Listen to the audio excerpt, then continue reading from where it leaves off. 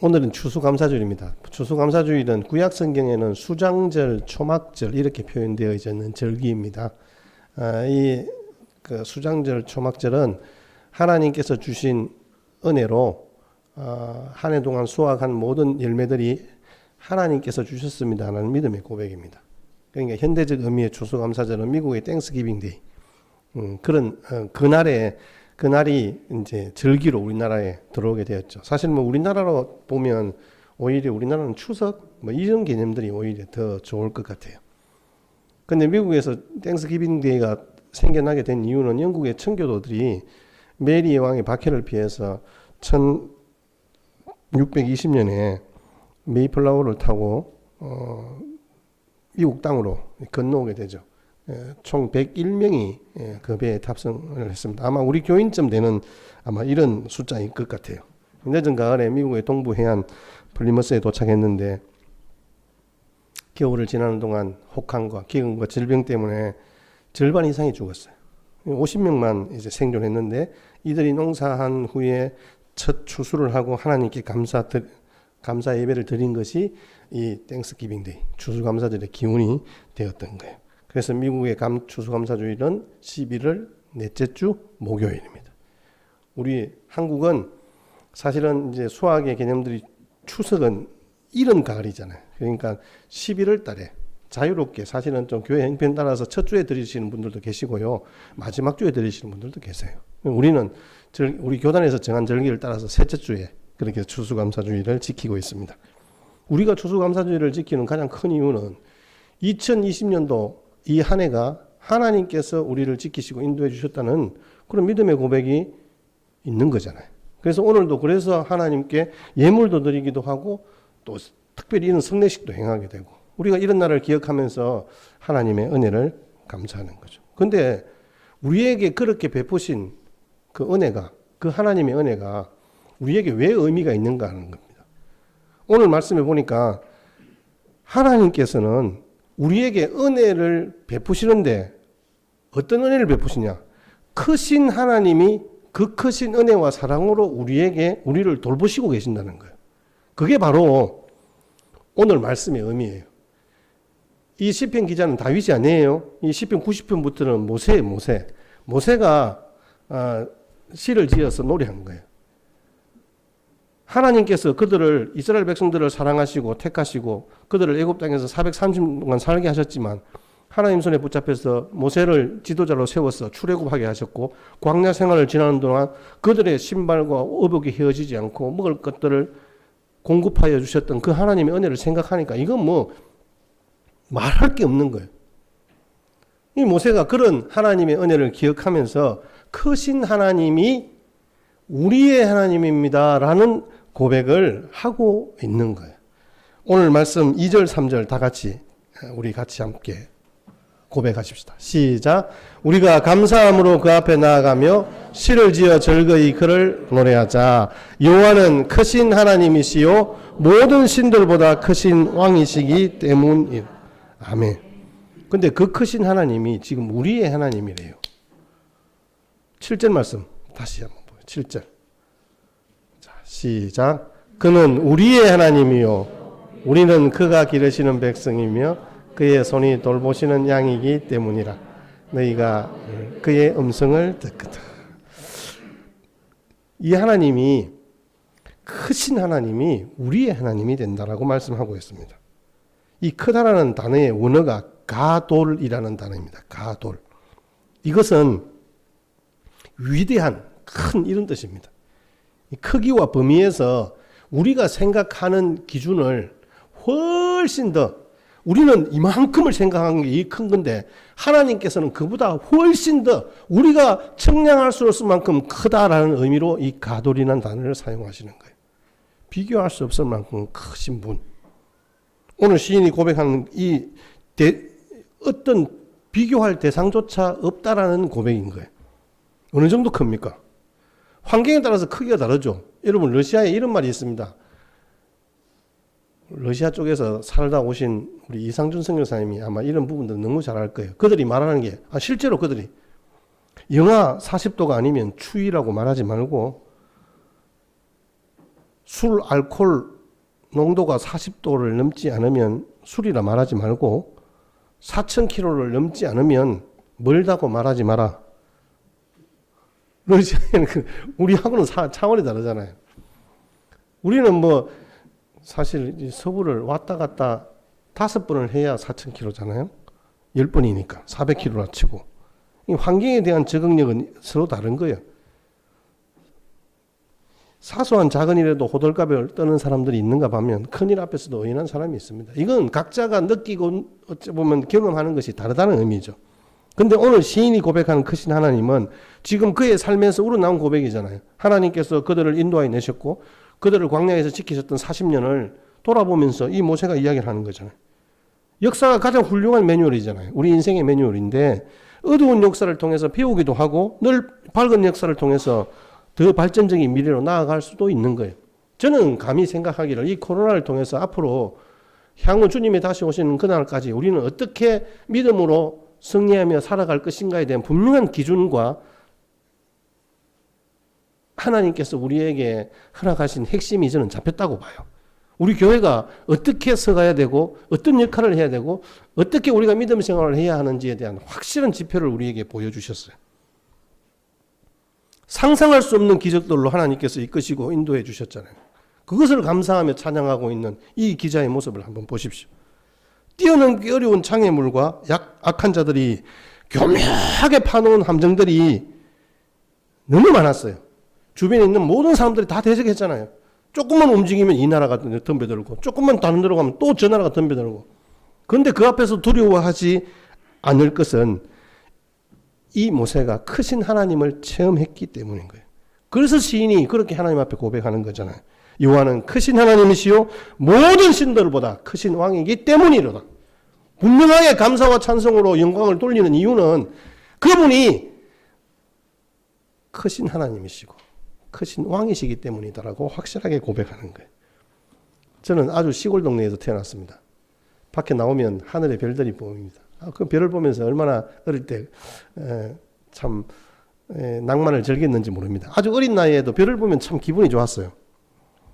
근데 제가 어릴 때부터 교회를 다녔거든요. 믿는 집안은 아니었지만 아주 어릴 때부터 다녔는데 하나님이 천지를 창조하시니라 이랬는데 천지가 저는 제 눈에 보이고 경험한 것들, 버스 타고 나가면 읍내에 가서 이렇게 한 바퀴 둘러볼 수 있는, 그래서 읍내를 포함한 하늘과 내 눈에 보이는 천지, 이게 천지인가 보다. 제 수준에 그렇단 말입니다. 내가 알고 있는 천지는 그 시골 동네에서 내가 보고 경험했던 천지의 수준이었습니다. 초등학교 가보니까 우리가 살고 있는 것은 태양계도 있고 뭐 은하계도 있고 이렇대요. 그러면서 거기에 태양, 수성, 금성, 지구, 화성, 나중에 그걸 보니까 토성, 목성, 정왕성, 해왕성, 명왕성 뭐 이런 것들이 있대요. 그리고 그건 우리가 관측할 수 있는 태양계에 있는 별들이고 그 너머에 그 태양계를 포함한 은하계가 있고 그렇게 이야기를 하는 거예요. 그러면서 야, 그러면 내가 보이지 않는 공간도 있겠구나라고 하는 것을 알게 된 거예요. 하나님은 우리와 비교해서 크신 존재가 아니라 절대적으로 크신 분이구나 라는 것들이 사실은 그걸 배우면서 제가 어느 정도 좀 깨달아졌어요. 근데 과학자들의 연구 결과로 우리 은하계와 같은 또 다른 은하계가 있음을 우리 알잖아요. 은하계만 하나 있는 게 아니고 그 은하계가 장장 2천억 개 내지 2,500억 개가 있대요. 그 은하계가. 근데 여러분 작년에 그 우리 천문 관측소에서 내놓은 자료를 보셨습니까? 2천억 개보다 10배가 더 많은 2조 개가 있대요. 은하계가. 태양계도 아니고요. 그만큼 이 우주의 크기는 말로 다 할 수 없는 거예요. 근데 여러분 그곳에서 이 지구라는 곳에 하나님이 대한민국에 나를 이곳에 만드시고 살게 하셨다? 여러분 이게 감히 상상이나 되는 일입니까? 그 크신 하나님을 우리가 어떻게 측량할 수 있고 하나님이 어떤 분이시다 이런 이야기들을 우리가 할 수 있단 말입니까? 과학자들은 그래요. 이런 은하계를 측량한 것이 10%밖에 안 된대요. 90%는 아직까지 계산도 못하고 있는 거예요.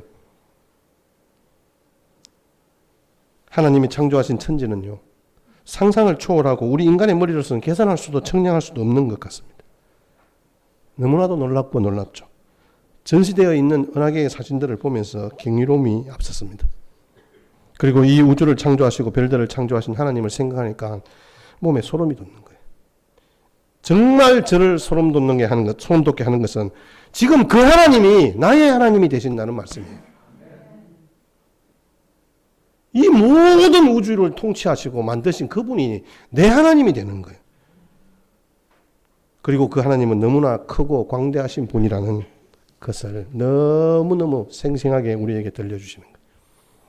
여러분, 어떨 때 내게 든든한 분이 있다, 내게 진짜 내보다 더 큰 사람이 있다라고 생각이 되십니까? 어릴 때 우리 막내가 있었는데요, 이 막내가 사고를 쳤어요. 무슨 사고를 쳤냐면, 제가 마산 영광교회 이제 부목사로 있을 때인데, 차에 이제 글자를 막 어린이집에 가서 배우니까 자기 이름을 쓰는데 이름을 이렇게 돌멩이로 문짝에 쓴 거예요. 이걸 어쩌면 좋겠습니까? 그 글자를 그냥 제대로 쓴 게 아니에요. 이 여전 쓴 게 아니고 준, 여, 이 이렇게 썼어요. 그래서 쓰면서 줄을 옆에 쭉 끊었어요. 줄 끄는 건 또 어디서 봤는지 아마 선생님에게 배운 것 같아요. 그것을 본 차 주인이 얼마나 황당하겠어요. 그럼 네 어디 사냐 물으니까 집은 저 밑이고 아빠는 저 이 안에 있다 이렇게 이야기한 거예요. 바로 교회 앞에서. 저를 찾아왔더라고요. 당신 아들이 맞냐고. 맞다 그러니까 저를 이제 한번 가보자는 거예요. 가보니까 제가 할 말이 없어요. 그때서야 얘가 분위기 파악이 된 거예요.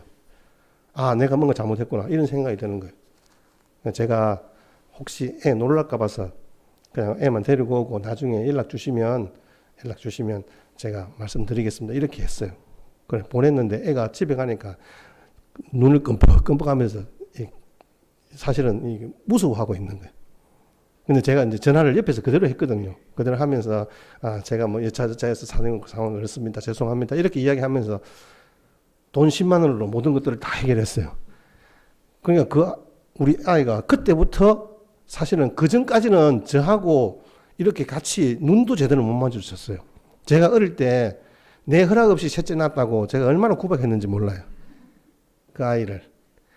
제가 참 미안하기도 하고 그래요. 근데 그때부터 얘가 저를 보는 눈이 달라졌어요. 야, 우리 아버지 생각보다 센데? 딱 요거예요. 아, 내가 사고 쳐도 이 문제를 해결하실 분은 우리 아버지구나. 이게 경험이 딱 되어진 거예요. 그래서 아버지가 이런 분이구나. 아버지 때문에 내가 그래도 살맛이 나네. 이 생각이 되어지는 거예요. 저와 여러분들이 혹시 그런 어렵고 힘든 상황들이 있었을 때 정말 크신 하나님께 내 문제를 어떻게 보신 적이 있습니까? 한번 해보십시오. 분명히 하나님께서 여러분들의 문제를 책임져 주시고 인도해 주실 줄 믿습니다. 지금 이런 상황 속에서 우리에게 닥쳐지는 힘든 상황과 곤란한 부분들이 참 많아요. 그러나 그럼에도 불구하고 하나님께서 우리를 지키시고 인도해 주신다는 크신 하나님 되시고 그 크신 하나님이 우리 하나님이란 사실에는 변함이 없는 줄 믿습니다. 여러분, 얼마나 놀랍고 감격스러운 말씀입니까? 우주와 만물을 만드신 그 하나님이 어떤 문제보다 더 크신 하나님이, 어떤 장애보다 더 크신 하나님이 바로 우리의 하나님이신 줄 믿습니다. 그래서 지금 하찮은 나를 성전 삼고 내 가운데 계신 분이 그 크신 하나님이잖아요. 그 크신 하나님이 어떻게 내 가슴에, 내 마음속에 들어올 수 있단 말입니까? 이 사실이 얼마나 감사해요. 나를 성전 삼고 나를 통하여 예배 받으시는 그 하나님이 지금 여기에 계신다? 이게 어떻게 상상해야 되는 일입니까? 나는 비록 하찮은 죄인이지만 내 죄가 우리 주 예수 그리스도의 보혈 아래에 있잖아요. 그래서 나를 죄 없다 하시고 나를 통하여서 영광 받으시겠다. 그래서 나를 이 땅에 보내시고 지으셨잖아요. 얼마나 놀랍고 놀라운지. 그래서 시편 8편 말씀에 보면 시인이 이렇게 고백합니다. 우리 같이 함께 고백할까요? 시작. 여호와 우리 주여, 주의 이름이 온 땅에 어찌 그리 아름다운지요. 주의 영광이 하늘을 덮었나이다. 주의 손가락으로 만드신 주의 하늘과 주께서 베풀어 두신 달과 별들을 내가 보오니 사람이 무엇이기에 주께서 그를 생각하시며 인자가 무엇이기에 주께서 그를 돌보시나이까. 아멘. 이 크신 하나님이 우리 하나님이신 줄 믿습니다. 이 크신 하나님이 우리 하나님일 때 어떤 일이 일어날까요? 자, 7절. 아주 참 하나님께서 같은 시인의 입술의 고백이 아닌데 보면 똑같은 고백을 하게 만드는 것 같아요. 자, 7절 한 번만 더 읽겠습니다. 시작. 그는 우리 하나님이시. 우리는 그가 기르시는 백성이며 그의 손이 돌보시는 양이기 때문이라. 너희가 오늘 그의 음성을 듣거든. 나는 그의 기르시는 양이다. 그의 손이 돌보시는 양이다. 시편 23편에 어떻게 고백해요? 다윗이 여호와는 나의 목자시니. 나는 양이다. 여호와는 나의 목자시니. 양은 눈도 어둡고 걸음도 느리잖아요. 사나운 짐승을 피하거나 이길 수가 없습니다. 아무리 발부둥 쳐도 뭐 그거보다 어떻게 앞서갈 수 있겠어요. 여러분, 우리가 아무리 세상을 잘 살고 싶어도 내 힘대로 되지 않고 내 지혜대로 되지 않아요. 사실 나는 잘하고 싶어요. 잘 살고 싶어요. 정말 멋지게 살고 싶어요. 근데 안 되는 걸 어떻게 해요? 그럼 어떻게 해요? 나를 돌보시는 목자 대신 나의 크신 하나님이 나를 지켜주시고 인도해 주셔야만이 내가 오늘을 살아갈 수 있는 거예요.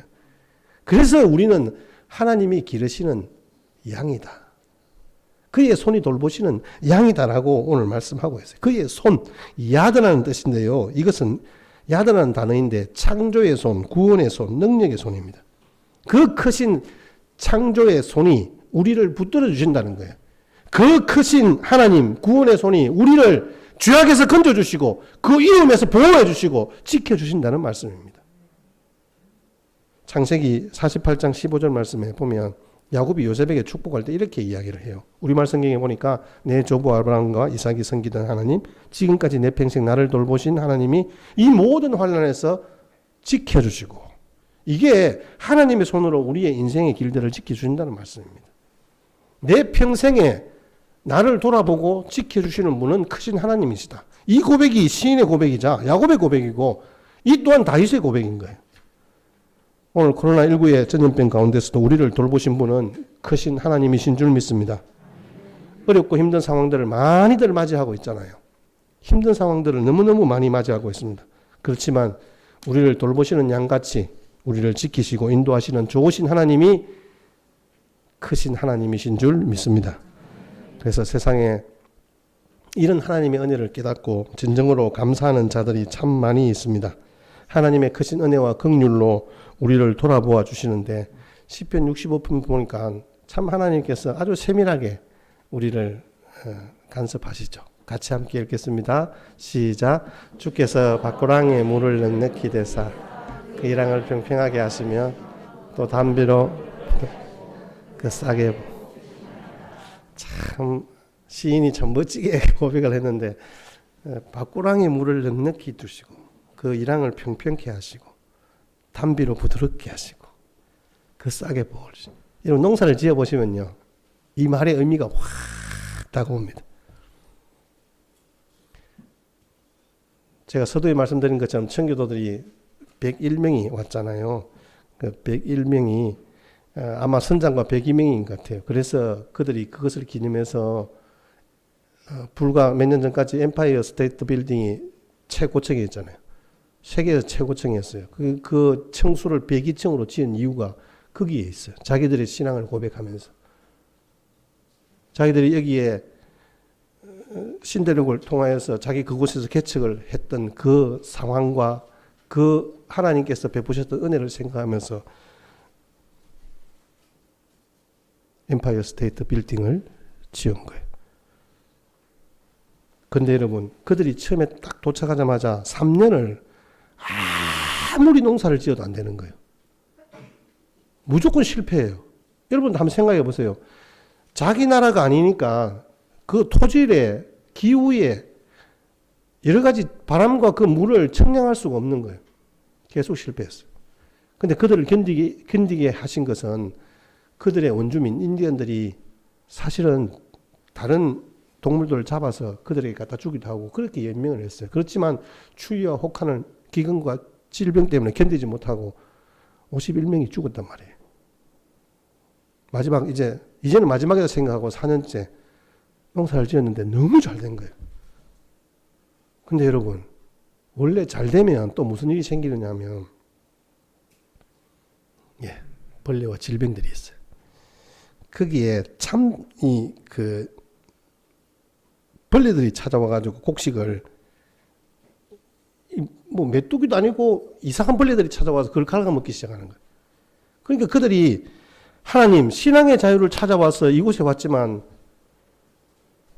우리가 하나님의 은혜를 기억하지 않고 우리 마음대로 살았습니다라는 그런 회개가 먼저 터져 나오는 거예요. 그걸 보면서 딱 그 순간에 참새떼들이 새까맣게 날아와서 그 벌레들만 잡아먹는 거예요. 이건 실제 사건입니다. 그러면서 그들이 하나같이 손을 들고 외쳤습니다. 우리는 하나님을 믿노라. 우리는 하나님의 은혜를 기억하노라.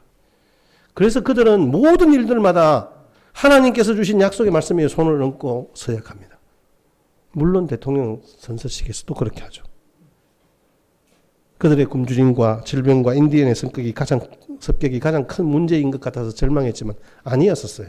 오히려 그들을 신실하게 그렇게 단련하시고 지키시는 분은 하나님이신 것을 이들이 뒤늦게서 깨닫게 된 거죠.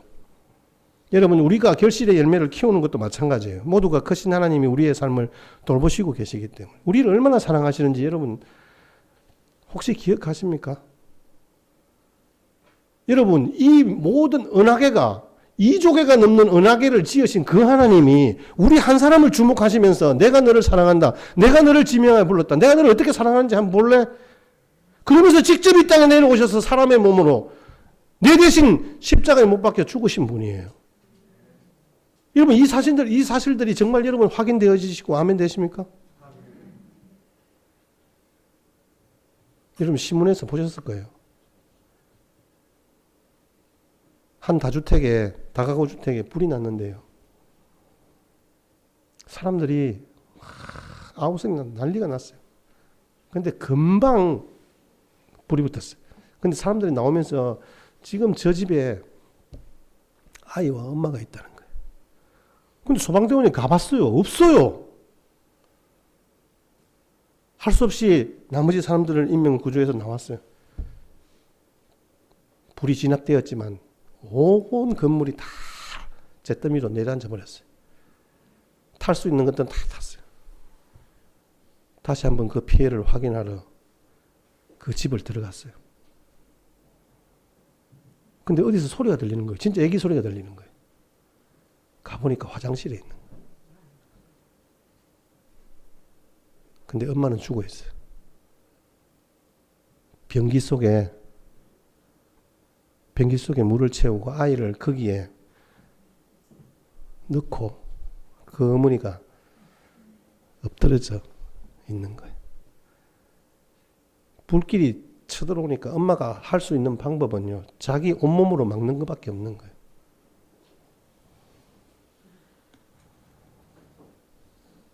자신이 아기의 방패막이가 되어서 타 죽었기 때문에 그 아이를 살리심과 같이 주님이 십자가에 죽으심으로 오늘 우리가 구원받은 생명의 역사가 있고 하나님께 감사, 찬송, 영광 돌리는 믿음의 백성으로 서 있는 줄 믿습니다. 그래서 요한이 이렇게 이야기하며 사랑은 여기 있으니 우리가 하나님을 사랑한 것이 아니요 오직 하나님이 우리를 사랑하사 우리 죄를 위하여 화목제로 그 아들을 우리에게 보내셨습니다. 하나님의 크신 사랑은 현재 진행형입니다. 지금도 우리를 사랑하시고 돌보시고 계십니다. 우리는 작지만, 우리는 연약하지만, 우리는 할 수 없지만 크신 하나님은 우리를 당신의 손으로 기르시는 양같이, 돌보시는 양같이 우리를 지키시고 인도하시는 줄 믿습니다. 그 크신 하나님께 영광과 찬송을 돌려드리는 복된 은혜의 시간들이 되시기를 주의 이름으로 축복합니다. 우리 1절 말씀 다시 한 번 더 1절 2절 오늘 우리가 그런 하나님께 참 감사하고 이 시인과 같이 노래했던 그 기억들 여러분 오랫동안 간직하시기를 바랍니다. 1절 2절 다 같이 시작. 오라 우리가 여호와께 노래하며 즐거이 외치자. 우리가 감사함으로 그 앞에 나아가며 시를 지어 즐거이 그래. 아멘. 외상값은 여러분 갚아야 되잖아, 그죠? 제가 이 이야기는 나중에 다시 한번 더 여러분들에게 말씀을 드리겠습니다. 하나님 앞에 우리가 외상값 빚진 일이 있으면 하나님 앞에 갚으시면 참 좋겠다 싶어요. 우리가 이렇게 그래도 이 땅을 뭐 여러 가지 불만과 힘든 상황들이 있지만 살아갈 수 있는 것은 진짜 하나님의 은혜 아니고서는 다른 이유를 찾을 길도 없어요. 감사의 글을 우리 같이 함께 보면서 말씀을 정리하도록 하겠습니다. 여러분 한번 보시면 여러분 쭉 보십시오. 제가 읽어드릴게요. 옷이 몸에 좀 낀다면 그건 잘 먹고 잘 살고 있다는 것이죠.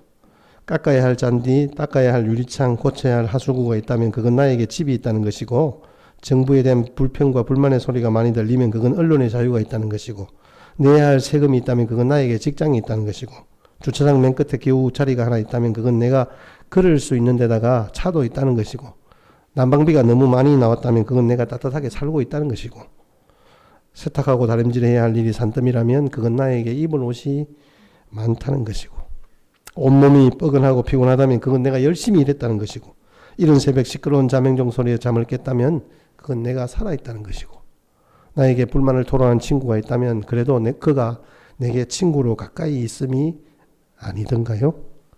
생각하기에 달렸습니다. 생각하면 할수록 감사를 발견하게 됩니다. 감사보다 혹 불평이 더 많으십니까? 유치원에 다니는 아이가 이 식탁에서 밥을 먹을 때마다 이제 시킨 대로, 그래서 밥 먹을 때는 기도를 하거든요. 감사히 먹겠습니다. 이렇게 인사하고 그렇게 먹어요.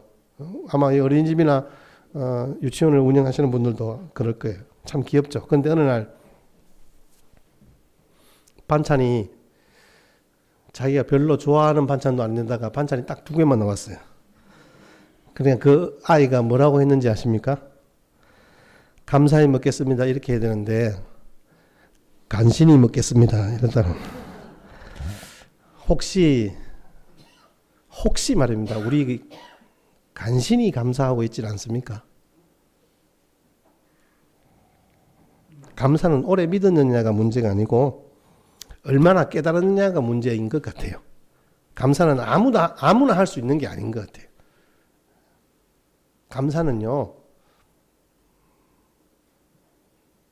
내가 작다는 것을 아는 사람이 할 수 있는 것 같아요. 그러니까 당연히 크신 하나님이 나를 지키시고 돌보신다는 것이 깨달아지잖아요. 그러니까 어떻게 불평을 할 수 있어요? 어떻게 간신히 감사할 수 있겠어요? 정말 풍성하게 하나님을 진정으로 감사하는 자가 되시기를 바랍니다. 기뻐하고 절구하며 하나님 앞에 감사하시기 바랍니다. 정말 무릎 꿇고 하나님께 영광 돌려드리는, 그래서 부디 나를 구원하신 하나님을 향해 감사함으로 나아가시고, 나를 주관하시는 그 하나님을 향해서 감사함으로, 기르시고 돌보시는 하나님을 향해 감사함으로 나아가 하나님의 놀라운 축복을 경험하는 우리 모든 성도들이 다 되시기를 주의 이름으로 축원합니다. 우리의 그 크신 사랑, 베푸신 은혜를 기억하면서 우리 304장 찬송 드리면서 우리 봉헌하시겠습니다.